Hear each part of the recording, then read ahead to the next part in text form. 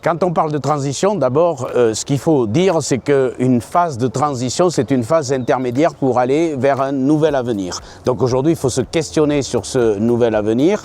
Et en se questionnant, on s'aperçoit que jusqu'à présent, on a plutôt organisé les territoires de montagne autour de la station. Ce qui a entraîné une forte polarisation avec l'ensemble des services dans la station et peu de choses autour. Et ça a même entraîné une diminution des autres activités, en particulier de l'agriculture et du pastoralisme.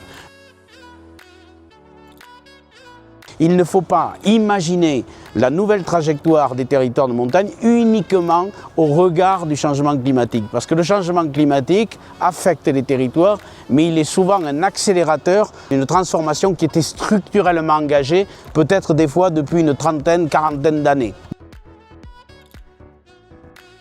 Et changer de paradigme et d'imaginer d'entrer par la question territoriale, qu'est-ce que le territoire veut faire, quels sont les problèmes que l'on rencontre sur ce territoire, quelles sont aussi les opportunités, et de regarder si on pouvait mettre en place un process qui réintègre la station dans son territoire.